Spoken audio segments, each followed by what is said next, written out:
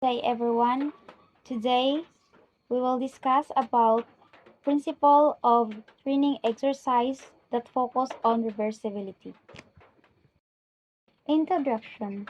Exercise training follows different principles to help improve and maintain physical fitness. This principle guide individuals in making effective workout programs.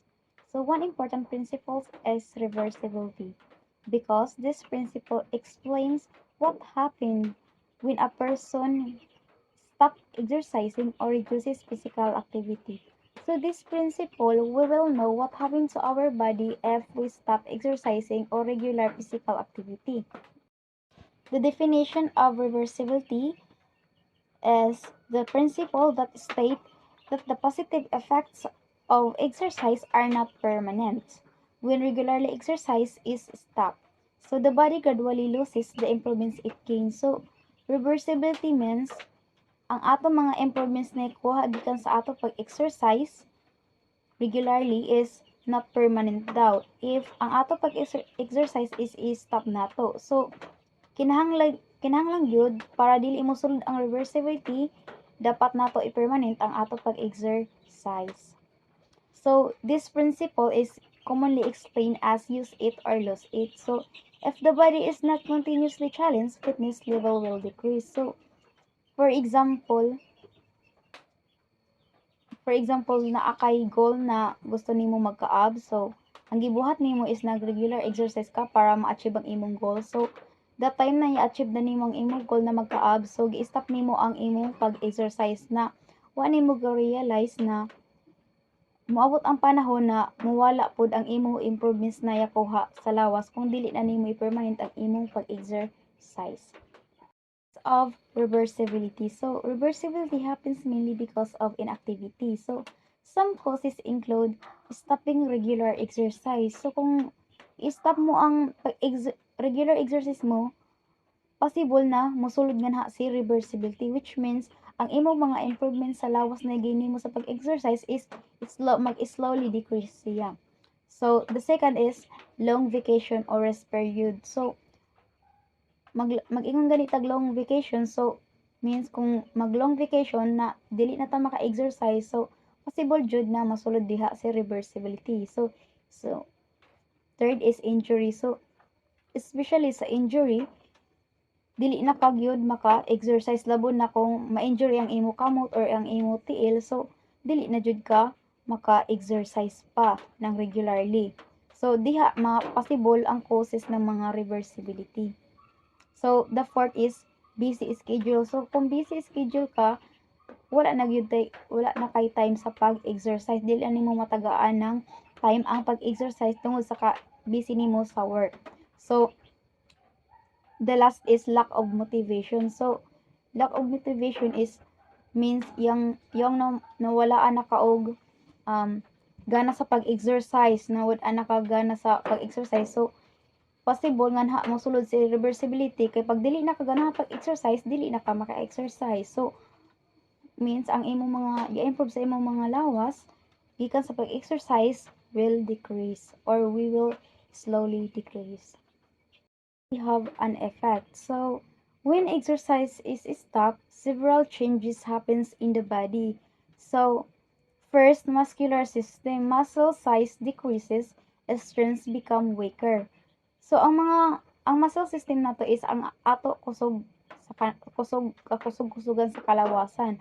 So means kung dili ta mag-exercise, possible ang ato kusog na sa ato kalawasan is mahimo siya weaker. So for example kanang hilig ka mag-alsa ng bugat. So kung sige nimo na gibuhat is dili na ka bugatan. So makadaog ka ana. Pero nang time na imo na mundangan, so nang pira ka man, so makita day nimo ang kalahian na pag alasan nimo og bugat balik is bugatan na ka or dili na ka makadaog.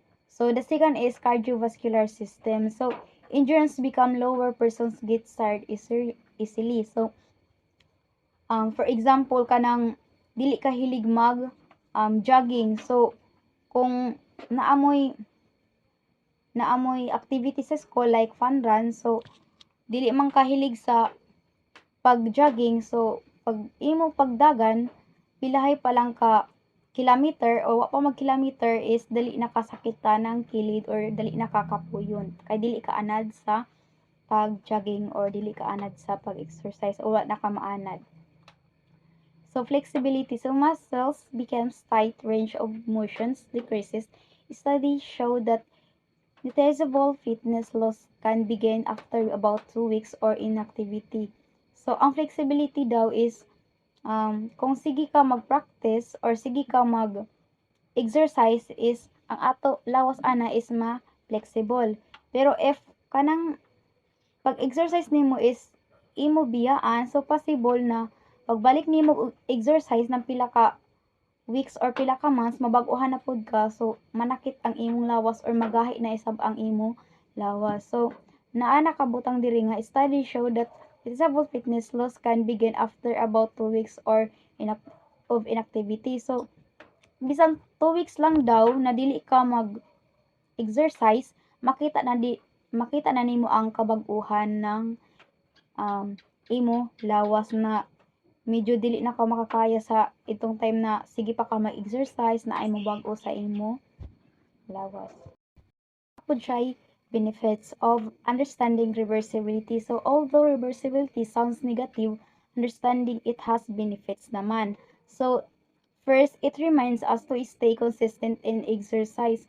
So ang reversibility is maka-encourage sa ato or maka-remind sa ato na dapat mag-exercise ta permi para dili masulod si reversibility sa ato lawas or sa kinabuhi na dali na ta kapuyon or mahimo tag weaker person. So it helps athletes plan training schedule. So ang mga athletes kung makasayod sila sa kung unsa ang reversibility, so maka-helps pod na sa ila na mag-training sila permi para dili makuha or dili mabawasan ila mga improvements sa ila lawas. So it encourage people to maintain an active lifestyle. So maka-encourage pod ni sa ato life na mag-maintain ta og exercise para active ang ato lifestyle.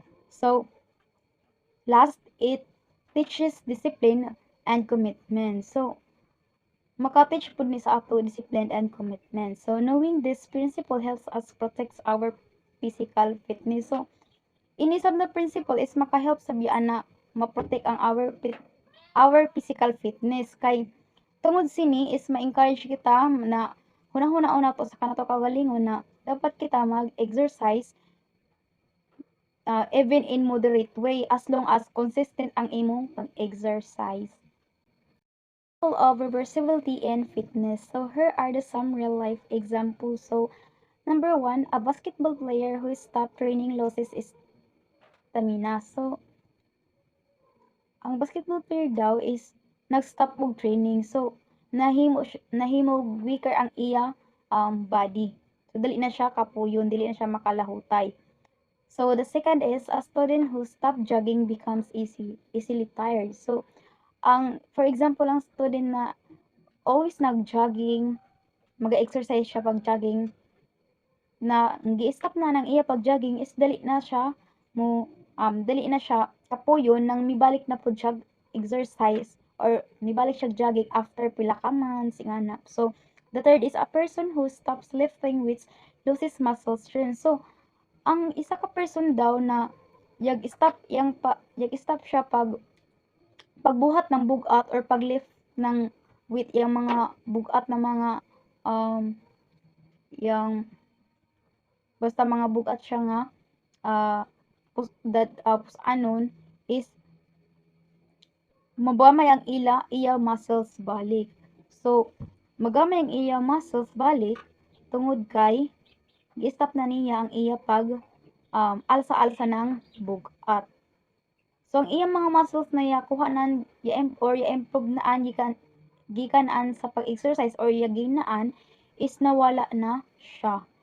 Dili totally nawala dayon, maghinay-hinay sa na pagkawala. So the fourth is a dancer who stops stretching loses flexibility. So ang mga a dancer daw na dili na tig-stretching is makalose pod ng flexibility sa ilalawas or possible magka-injury sila kung kaliton nila ang ila pag pagsayaw, dili na sila mag-stretching. So, this example show that the fitness must be maintained regular. So, ini na example ng reversibility, maka-encourage ka sa nato na dapat kung mag-exercise kita, ato na permanent or even in a moderate way, basta consistent ang ato pag-exercise para ang atong mga yagain dili siya muwala. The last is conclusion. So the principle of reversibility teaches that the benefits of exercise can be lost when training is stopped. So nakita nganhi nga ang principle ng reversibility is gatid siya sa ato nga ang ato mga benefit or ato mga yagin na improvement sa ato lawas gikan sa pag-exercise is mawala jud siya kung mo-stop ka sa pag-exercise. So, physical fitness is not permanent. It requires consistency. So, amoy sa balik-balik na ako sa pag-istorya na bahala in a moderate way lang ang pag-exercise as long as consistent yaan na pagka-exercise with discipline and continuous effort. So, syempre, kinahanglan po nimo disiplinahon ang imo kaugalingon and continuous effort. Dili ka kapuyon, i-continue lang nimo. So, to maintain good health and strong physical performance, we must stay active and exercise regularly.